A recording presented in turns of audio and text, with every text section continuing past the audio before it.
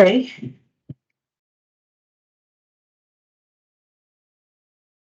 I hope you can still see my screen.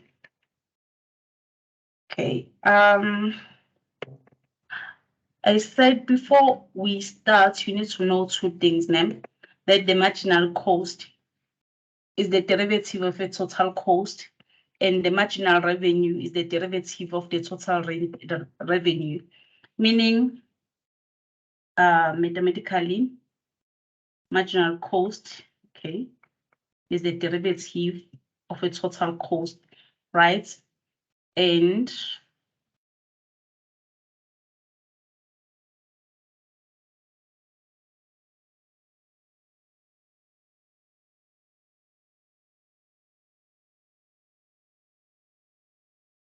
marginal revenue is a derivative of a total revenue. And then if we are given maybe marginal cost, let's say you are given marginal cost, then this means the marginal cost is equal to the derivative of a total cost with respect to Q. And if this is the case, let's say you are asked to, okay, I said you are given a marginal cost and you are asked to find the total cost.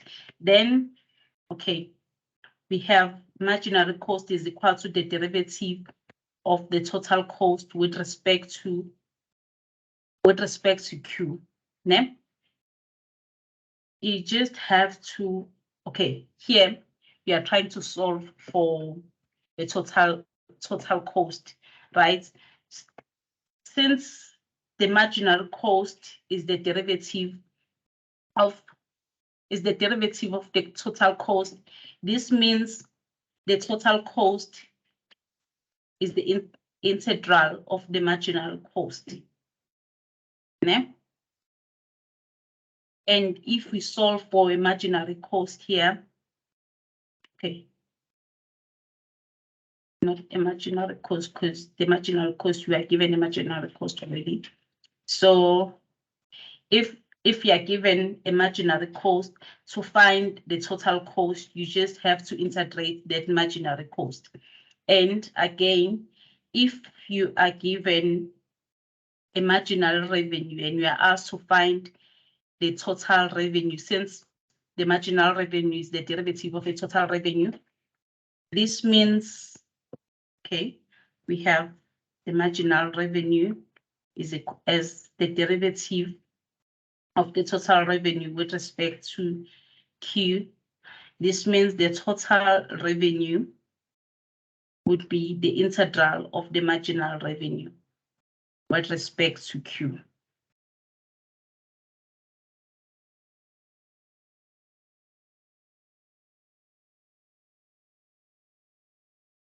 Are we still together for now?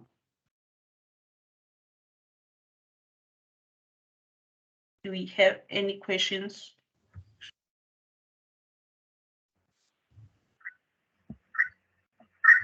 None yet. Okay.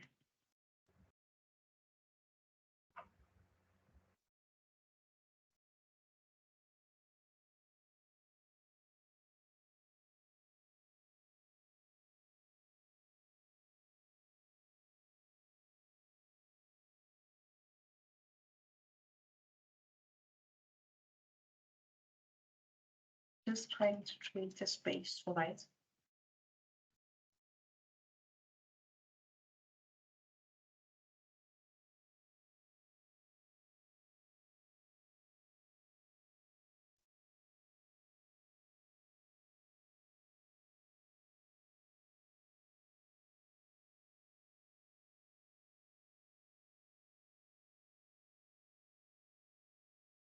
Okay, I guess this is fine.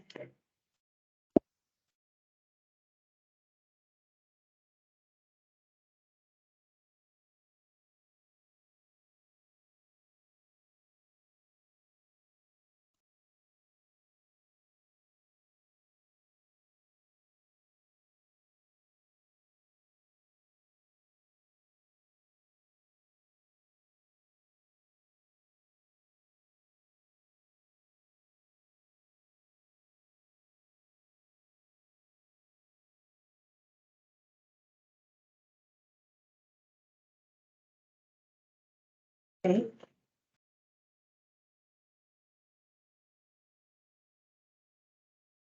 We said if we are given a marginal cost, you are asked to find the total cost, then the total cost would be the integral of the marginal cost with respect to Q. And if we are given a marginal revenue, you are asked to find a total revenue. Then this means the total revenue will be the integral of the marginal revenue with respect to Q. Okay. Let's try and do an example just to apply this. Suppose we are given the marginal revenue. We are told that the marginal revenue is equal to maybe 150 over Q. Let's say we are told that, okay, the marginal revenue, the marginal cost is equal to 150 over Q.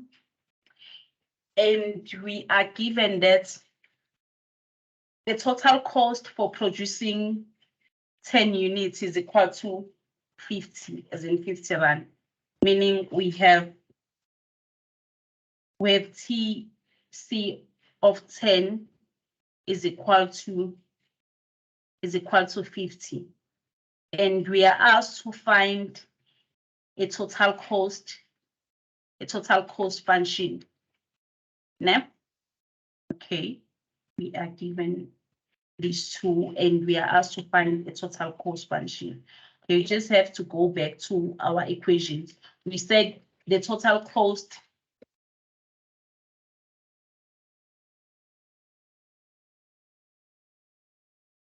okay, we just have to go back to our equation. Total cost is the integral of the marginal cost, right? So this means our total cost would be the integral of 150 over Q with respect to Q, right? And we said, okay, using our rules of integration, we can take out the constant. And if we take out the constant of 150, we'll have 1 over Q dq, right? And if, okay, what is the integral of 1 over Q with respect to Q? If you are integrating 1 over X, that 1 over X it's ln X, right? So this means if you are integrating 1 over Q, that means the integral would be ln Q. Then don't forget the constant of integration, right? Okay, this is the equation for total cost, but we are given an extra information that the total cost for producing 10 units is equal to 150. Yeah? This will help us solve for our constant of integration in this case. Okay, we are given that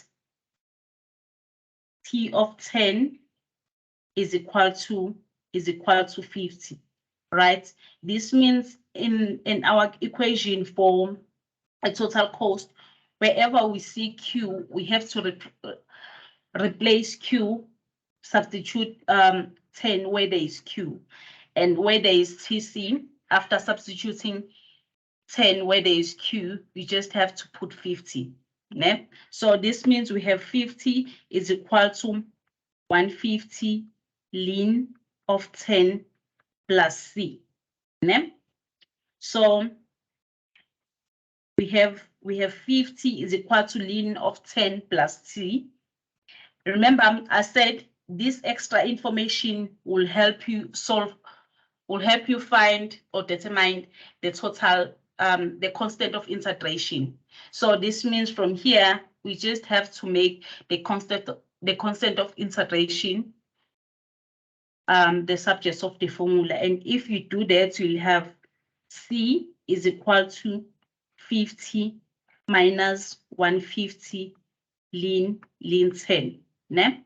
So we have our constant of integration. The next step is to take that constant of integration and substitute back to your general equation form total cost. So, and if we do that, this means we'll have our total cost is 150 ln Q plus 50 minus 150 ln of 10. So this is the total cost function, given that the marginal cost is equal to 150 over Q. Do we have questions for now? Yes, no? Okay, let's move on. Let's do another example.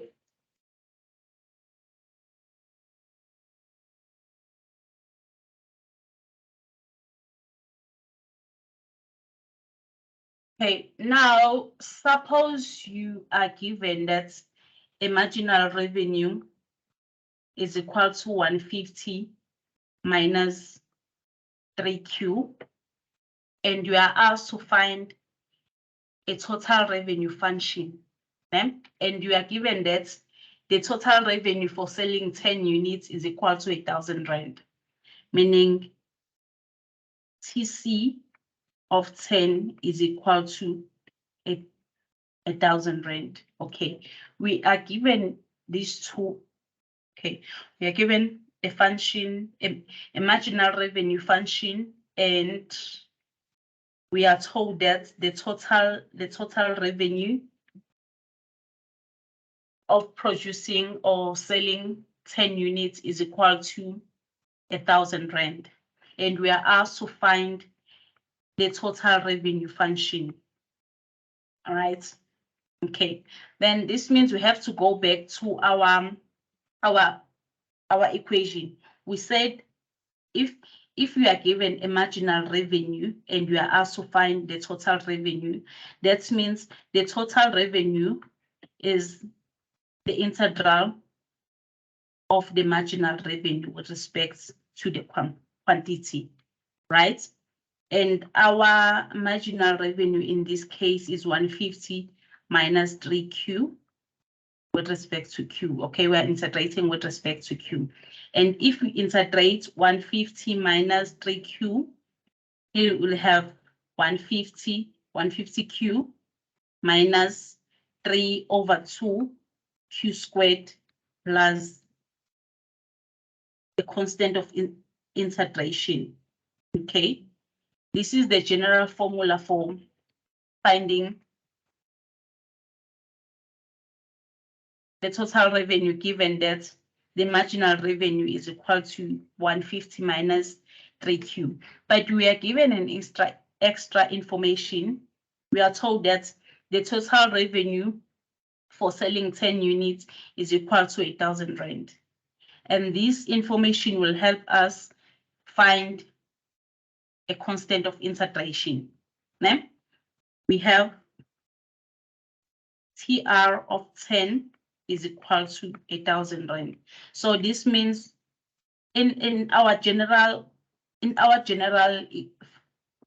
equation for total revenue, wherever we see, if we substitute 10 where there is Q, that means the total revenue would be 1,000 rand. Yeah? Okay, we have 1,000 rand is equal to 150. Okay, 150Q. Our Q is 10 in this case.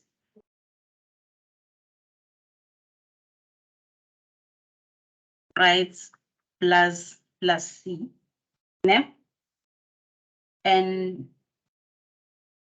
I said this information will help us find the constant of integration in this case. So this means we can, the next step is to make a constant of integration the subject of the formula.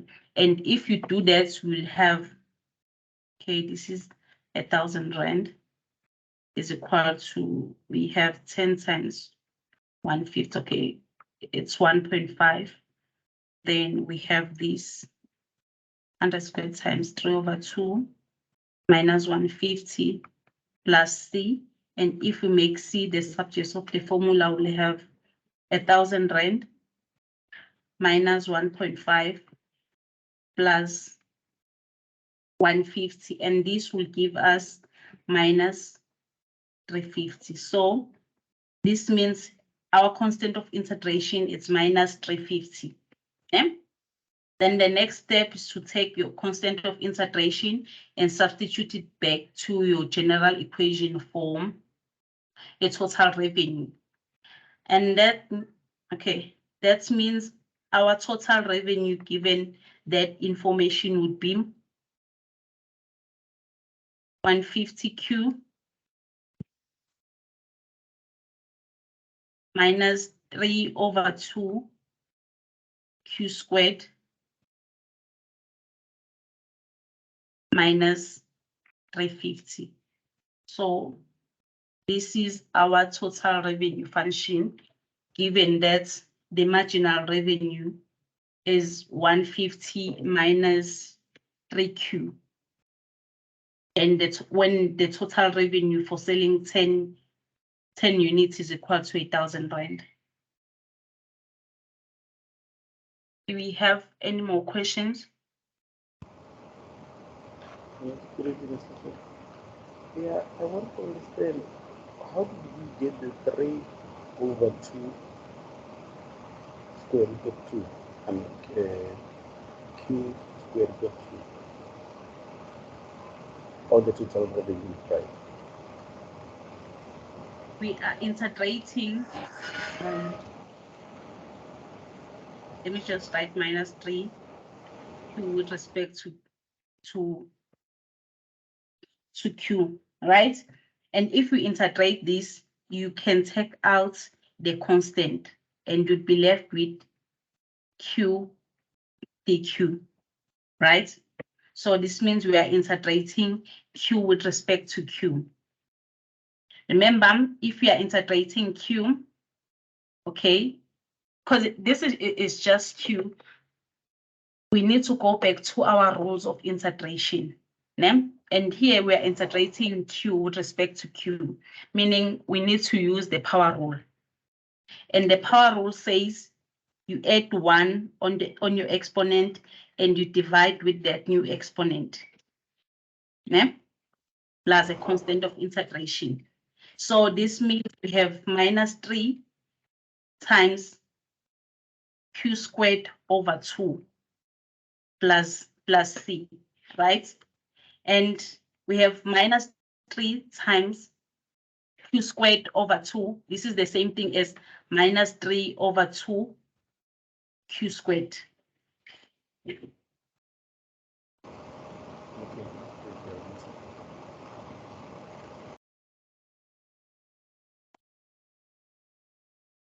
Is it fine now? Yes, no, I understand. Okay, thank you.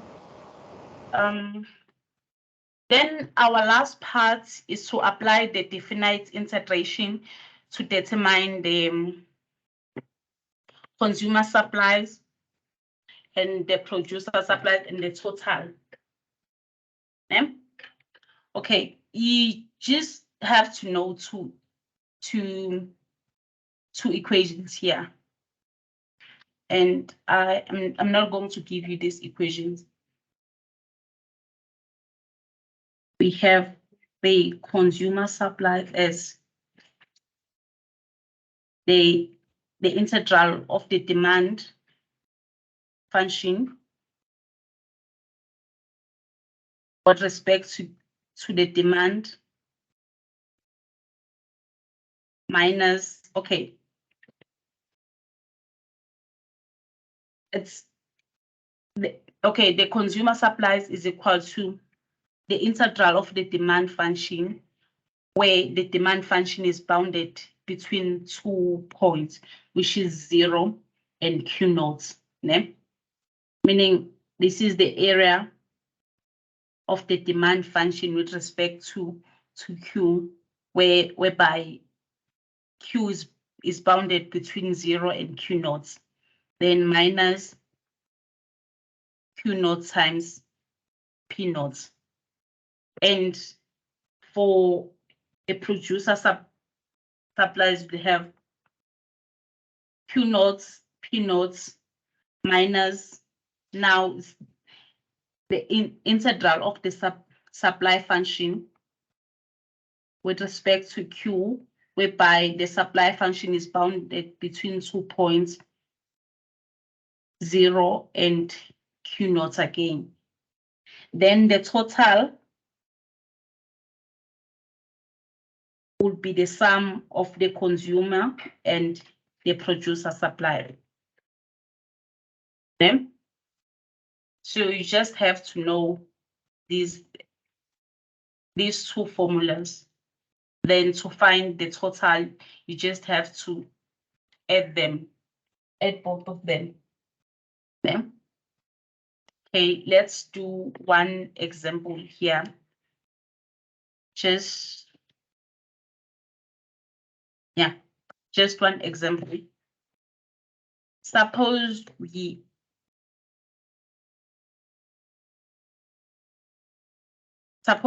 we are given two functions, the demand function and the supplies function is, okay, this is the demand function, 0.4 Q, and the supplies function is 2 e to the power 0.6 Q. And we are told that P represent the price and Q represent the quantity. And we are asked to find consumer supply and the producer and the total too. And we are told that this is at the equilibrium price. Okay. Said to find the consumer supplies, you have to use this formula, right? Which is the total, which is the integral of the demand function with respect to Q minus the product of the two. And to find the producer supplies, you need to know this formula, and then the total will be the sum of the two. Okay. So if we use this information, we are given the producer supplies and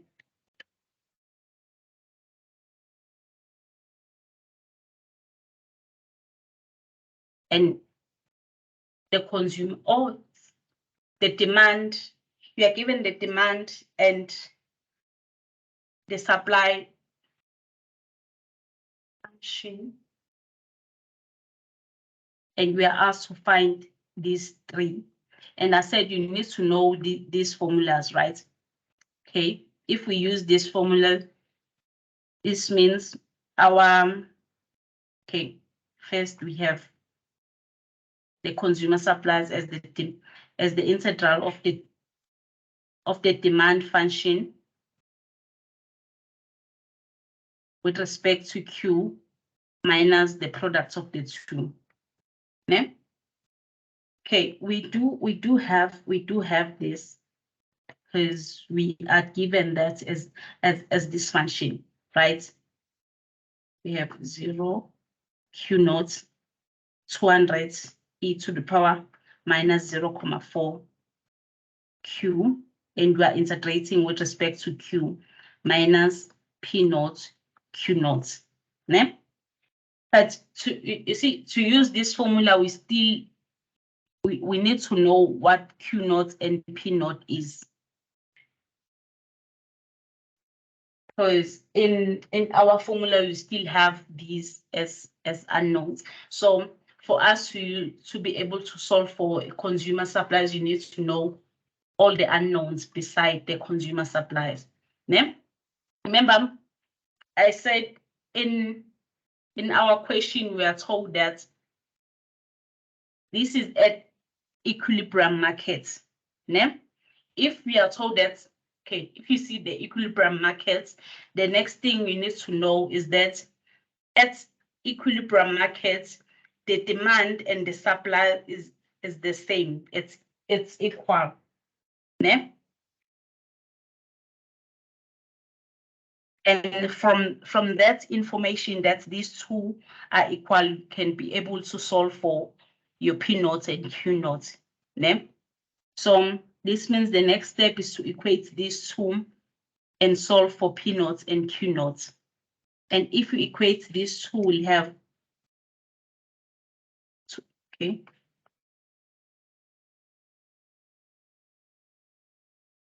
We'll have 200 e to the power minus 0.4 Q equals to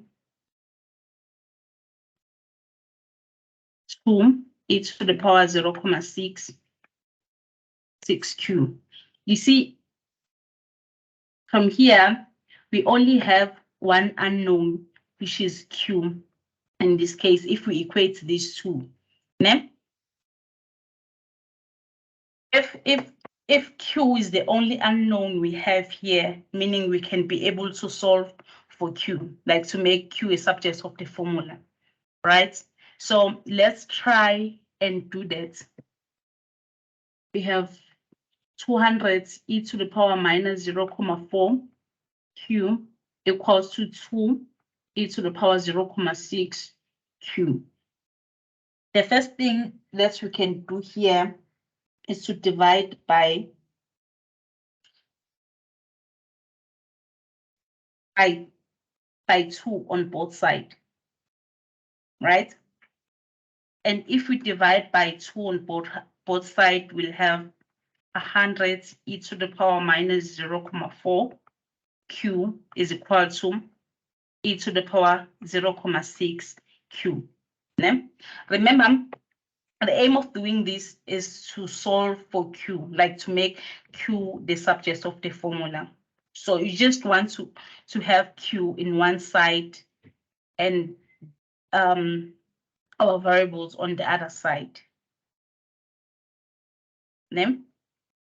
So we'll take the terms with Q on one, we'll put the terms with Q on one side and the terms with okay, just the variables on the other side. Okay, right now I want all the terms with Q to go to the side. And I can only do that by dividing with this term with Q on both sides, so that the terms with Q on this side will cancel out. And I'll be left with the numbers only, right? So, and okay, that means we have to divide with e to the power minus 0.4 on both sides. And if we do that, this side and this side, they will both cancel out and we'll be left with 100 is equal to e to the power 0.6 Q over e to the power minus 0.4 for Q. Ne? And then we have this rule from the laws of exponent, saying if you are dividing two terms and the bases are equal, then you subtract the exponents. Meaning if you have a to the power b and you have this divided by a to the power c, so this means this is the same as a to the power, okay, you take one base and then you subtract the exponent, right? So this means we have a to the power b minus c. right? And if we apply this here, this, okay, you see the bases are the same, né? So this means we'll have e to the power 0.6 q minus 0.4 q. And remember, negative times negative is positive, right? So this means we have e to the power 0.6 q plus 0.4 q. And you see, these are the like terms. So meaning we can add them. And if we add them, we'll have 100 is equal to e to the power, okay, we have 0.6 plus 0.4, that is 1, right? So this means we have 100 is equal to e to the power q. But our goal was to make q the subject of the formula. And for now, we still have e to the power q. And to cancel e, we need to add ln on both sides. Ne? So this means we have ln of hundreds is equal to ln e q. Ne?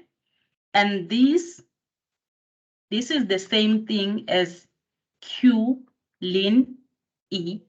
And this is just 1, right? So this means we have ln q is equal to q times 1, which is just q. Ne? So this means q is equal to ln hundreds in this case. You see, now we have the value of q, which is q naught in this case. Going back to our equation, we said we need P naught and Q naught, né? And we have these equations as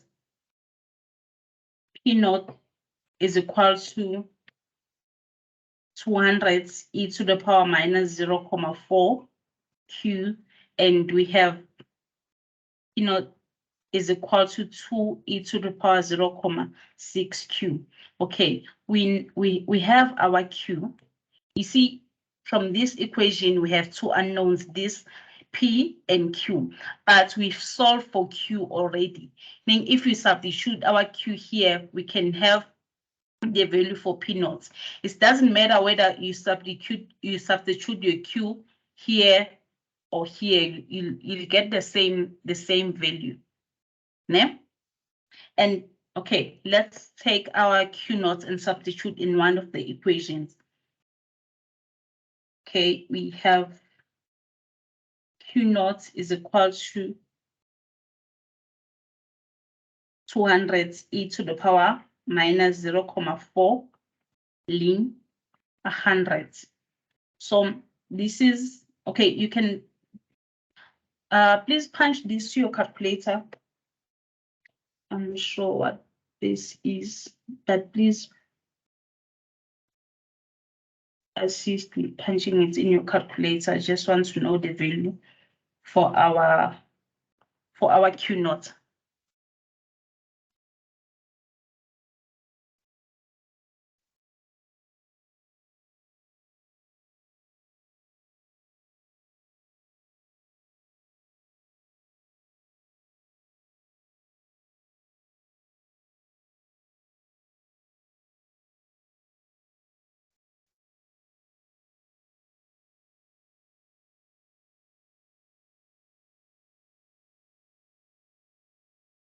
That is still there.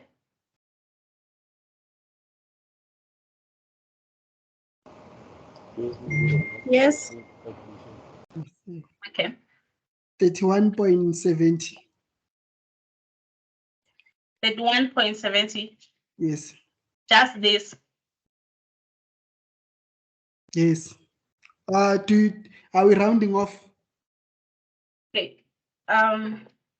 Please don't round off at this stage. Ne? Oh, okay then. Yeah. How many decimals do you need? Just give me all the numbers there. Okay, it's It's 31. it's better to round off only the final answer. All right. It's 31.69. 7863 85. Okay, but I will write it as 31 comma. Okay, just 32.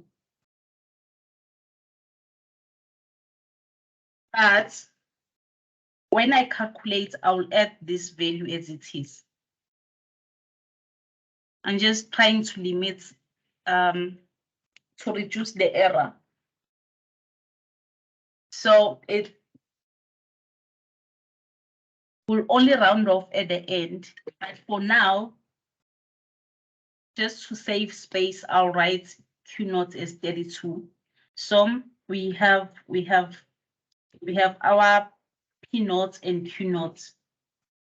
This is P, this is Q naught. P naught. We have our P naught as 32 and we have our Q naught as 100. Then we can go back to our formulas and substitute these two. And if we do that, we'll have our consumer supplies as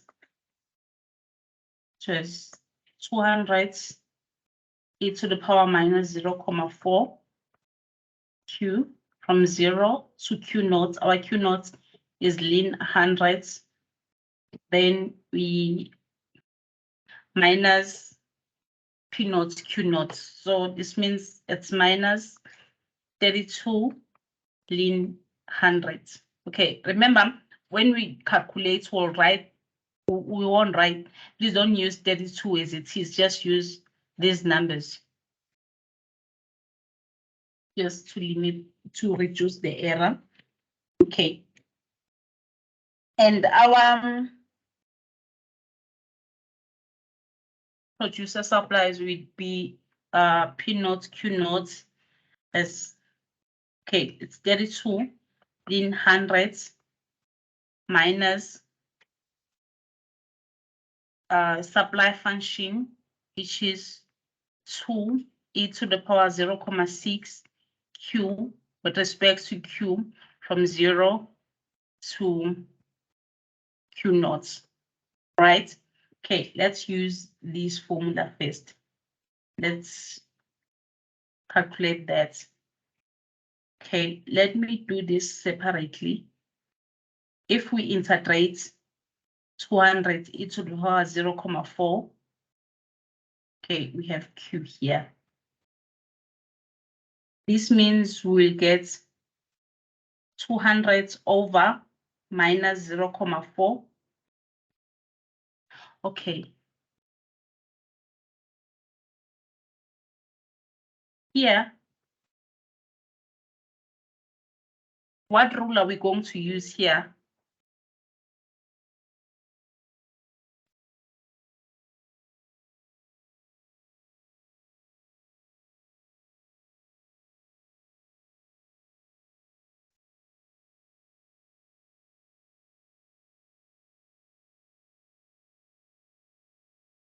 Can we use a power rule here?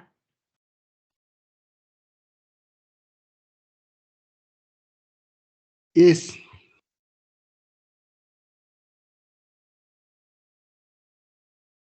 Remember, we did the power rule and the use substitution, and we said if the power rule doesn't work, then you can use the use substitution. Okay, when do we use the use substitution?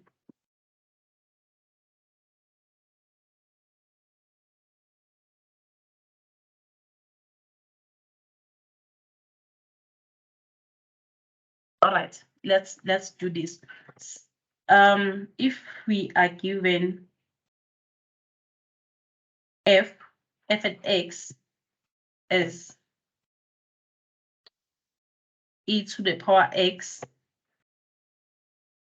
And again, suppose we are given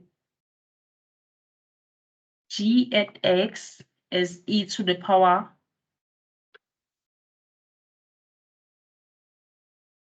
(3x). Let's say we are asked to find f prime at x and g prime at x. What would be f prime at x in this case?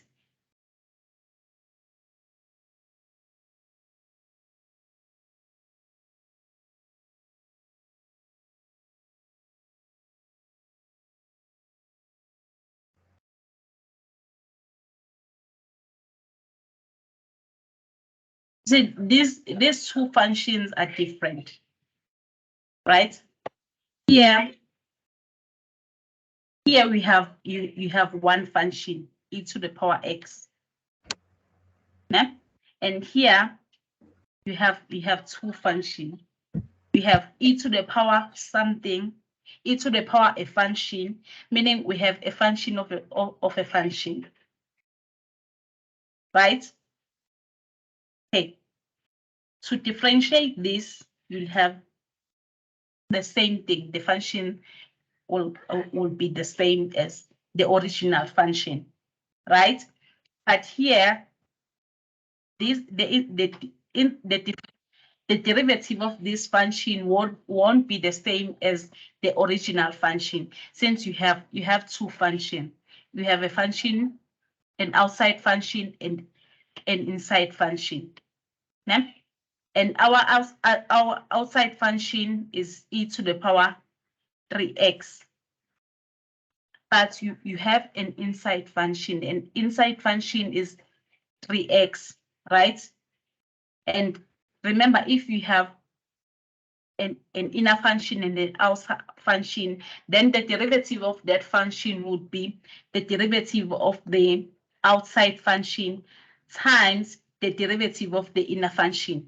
The inner function is 3x, and the derivative of 3x is 3, right? Meaning g prime at x here would be 3 e to the power 3x. I'm sure Prof did this with you guys. So again, here we have an inner function and an outer function, né? Meaning we have to use a U substitution. Okay, we let our inner function to be a U variable, and okay, we have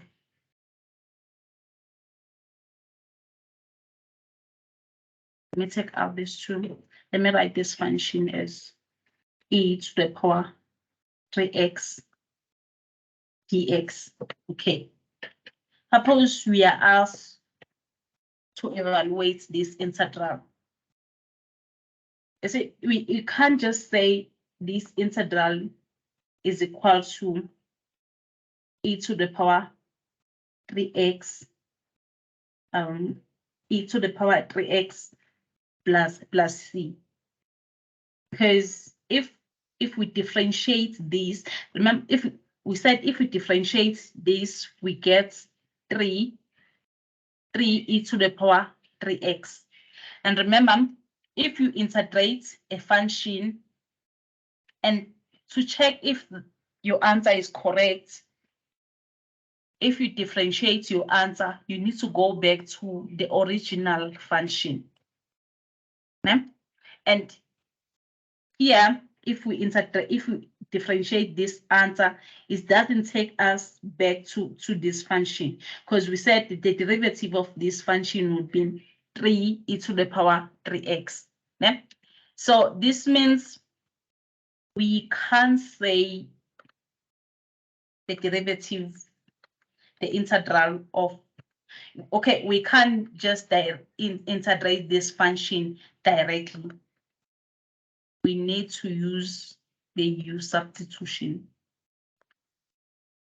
And using the U substitution, remember, you let your new your new variable to be be equal to the inner function, and our inner function in this case is 3x. So this means we'll let u to be 3x, and if we do this, okay, we still need to know what is dx in terms of u, right? Okay, we have a new function u is equal to 3x. From this function, okay, this is the function of u with respect to x, meaning we can differentiate this function, can differentiate u with respect to x, since u is a function of x. So, and if we do that, okay, we have u is equal to 3x, and we differentiate this 3x with respect to x. This means our du over dx is equal to 3, right? Our aim is to solve for dx, and if you solve for dx here, you'll have dx is equal to du over 3, right? This means our new integral would be e to the power u du over 3, which is the same thing as 1 over 3 e to the power u du. Okay, from now we can integrate directly, and if we integrate directly, this function will come back the same. So this means we have 1 over 3 eu plus a constant of integration. But our original function was in terms of x, not in terms of u. But we said u is equal to 3x, right? So this means this integral would be 1 over 3 e to the power 3x plus c. Right?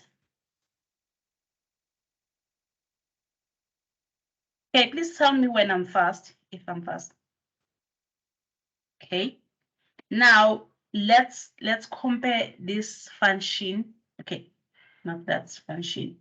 This function, this integral, to this one, e to the power, which one? Minus 0.4. Minus 0.4 q with respect to q, right? You see, these two functions are the same, right? Do we all agree with that?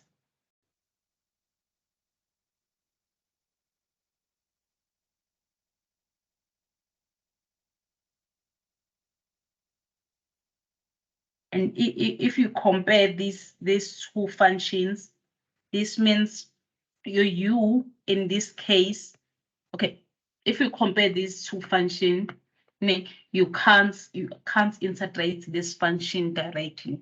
We need to introduce a new variable. Let's say we let our new variable to be u. And if we let our new variable to be u, then this means our u would be minus 0.4 q, and our dq would be du over minus 0.4, right? Do we agree with this?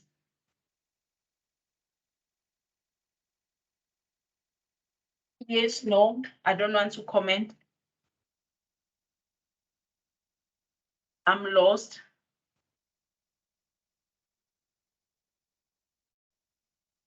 Okay, since you guys are not saying anything, I will guess we are still all in the same page.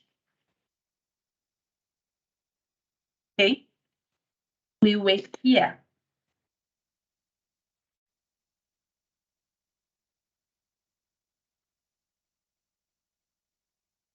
We have 200 e to the power minus 0.4 q 0 to ln 100 dq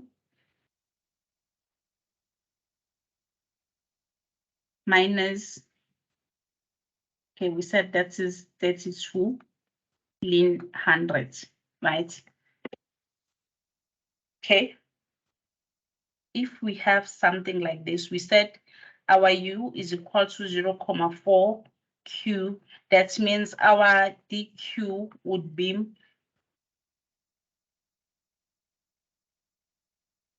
our dq is du over minus 0.4, right?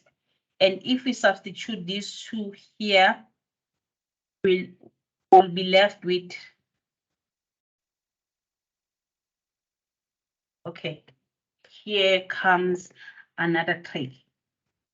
If you introduce a new variable here, which is u, we have 200 times e to the power u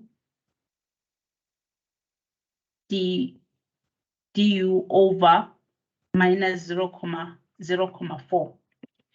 You see here we have limits. We have 0 and ln u, right? And remember, okay, let's go back to our original equation, our general equation. Here, remember, this is q equals to 0 and q equals to q naught. And here we have our equation as 200 e to the power, as in terms of u, but these limits are in terms of q. And we know that u is equal to minus 0.4 q, right? So to find the upper limits, you have to go back to this, your new equation, where there is q, you substitute q with that value of q. So this means our limit here would be u naught is equal to minus 0.4 q naught, where q naught is equal to 100, ln 100, right? So this means we have minus 0.4 ln 100. So this means this is our new upper limit. So we have minus 0.4 ln 100. This is the upper limit. And our lower limit here was 0, but this 0 is the value of q again. So you just have to go back to your new equation, that equation you introduced, and where there is q naught, you put 0. And if you put 0 here, you have 0.4 times 0. That is 0, right? So this is your new limits. Another thing that you can do if you don't want to do this, okay, don't write these limits if you have your equation in terms of u. Just write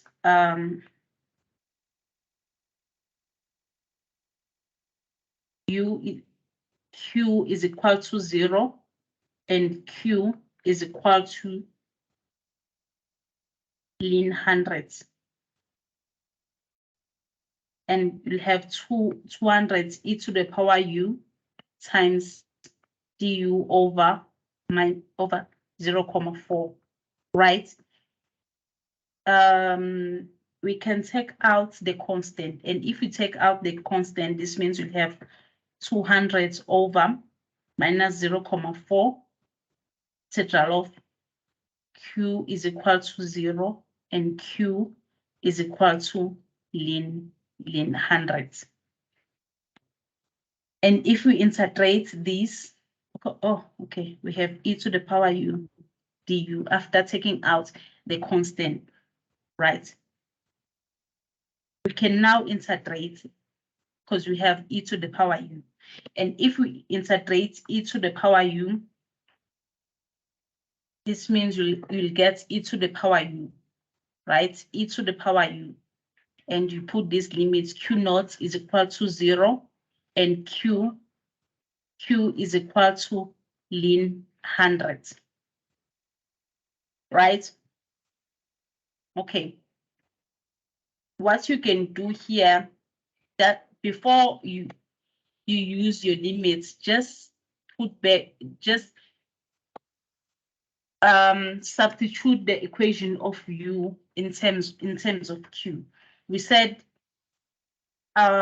u is equal to minus 0.4 q. So this means we have 200 over minus 0.4 into e to the power minus 0.4 q, where q is equal to 100 ln 100 and 0. Okay, since our equation is now in terms of q, we can now use our limits. So this means we'll have 200 over minus 0.4. And remember to put our, if we want to use our limit, you use the upper limit, then you subtract, you use the lower limit. So this means we'll have e to the power minus 0.4 times ln 100, then minus e to the power 0.4 times we use 0, right?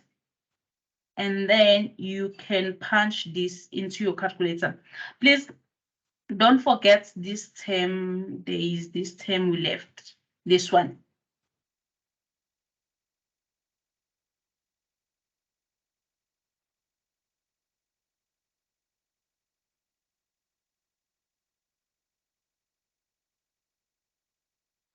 And this would be your consumer surplus if you are given that information.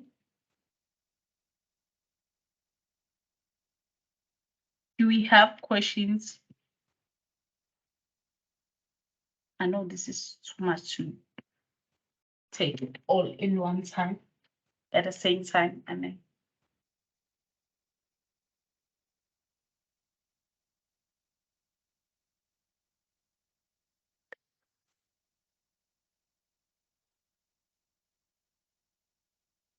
are you guys still here?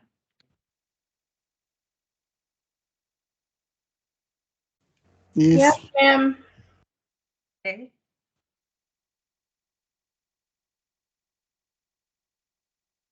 You'll do the same thing when you want to solve for your consumer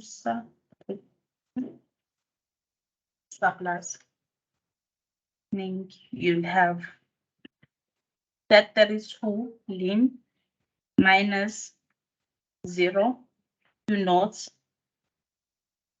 This is 2 e to the power 0.6 q dq. You see, if you introduce u here, your u would be 0.6 q, and your dq. Okay, first you'll have du over dq as 0.6, meaning, okay, if you solve for dq, you'll have your dq as du over 0.6. And then you take these two and substitute them here. And if you do that, you'll have 32 ln minus, this was 2 e to the power u times du over 0.6. Again, this 0 is for q.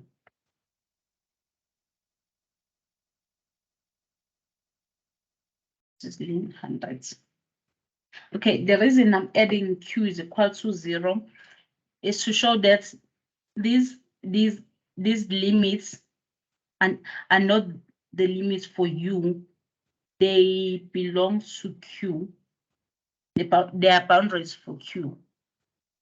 Or again, you can go back to your equation and solve and put 0 and solve for U naught and put and substitute Q with ln 100 to solve for these upper limits. But again, you can leave them like this. And if you leave them like this, that means you will only use them once your equation is in terms of Q again. Once you get rid of all the U's, right?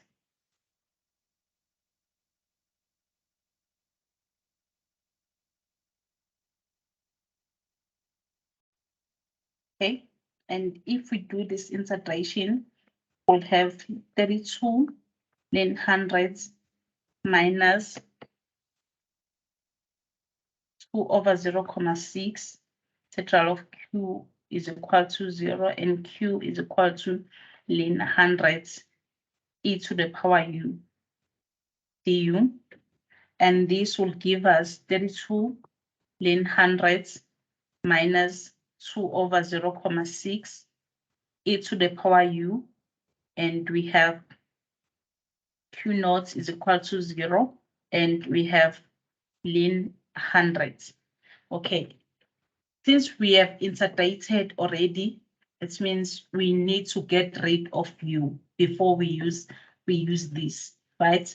So this means our equation would be 32 ln hundreds minus 2 over 0.6 e to the power 0.6 Q. And we have 0 and ln hundreds.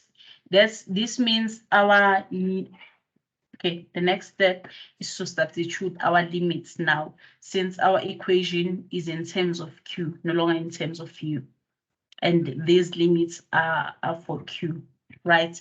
So this means our equation would be 32 ln hundreds minus 2 over 0.6 to e to the power 0.6 ln hundreds minus e to the power 0.6 times 0. And this would be your producer surplus. And the next question was to find the total surplus, and we said that is the sum of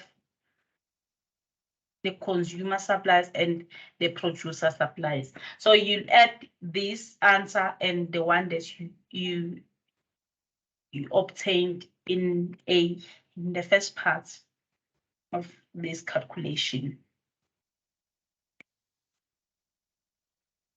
Do you have any questions?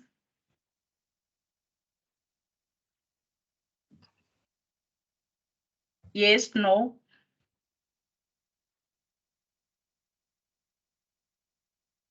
Yes, we don't. This